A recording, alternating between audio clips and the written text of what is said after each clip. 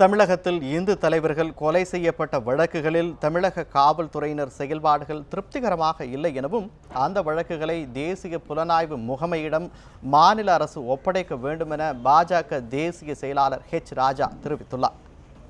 கோவையில் மர்ம நபர்களால் படுகொலை செய்யப்பட்ட இந்து முன்னணி பிரமுகர் சசிகுமாரின் குடும்பத்தாரை பாஜக தேசிய செயலாளர் ராஜா சந்தித்து ஆறுதல் தெரிவித்தார். இதையடுத்து செய்தியாளர்களிடம் பேசிய அவர், தமிழகத்தில் இந்து இயக்க தலைவர்கள் மீது தொடர்ந்து தாக்கப்படுவதன் பின்னணியில் இஸ்லாமிய பயங்கரவாத செயல்பாடுகள் இருப்பதாக தெரிவித்தார்.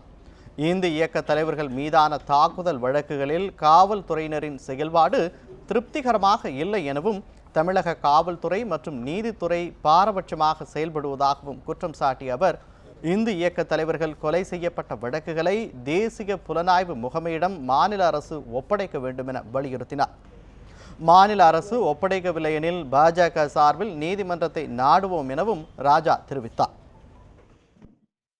தமிழ்நாடு அரசாங்கம் இந்த வழக்குகள் அனைத்தையும் நேஷனல் இன்வெஸ்டிகேஷன் ஏஜென்சி ட்ரையல் பண்ணணும்னு சொல்லி தமிழ்நாடு அரசாங்கம் இதை அவர்கள்ட்ட ஒப்படைக்க வேண்டும் என நான் கேட்டுக்கிறேன். ஏன்னா தமிழ்நாடு காவல்துறையின் கீழ் இந்துக்களுக்கு எள்ளுமுனை அளவு கூட நியாயம் கிடைக்காது என்கின்ற ஒரு இம்ப்ரெஷன் இன்னைக்கு கெயின் ஆகிக்கொண்டே இருக்குது டே பை டே.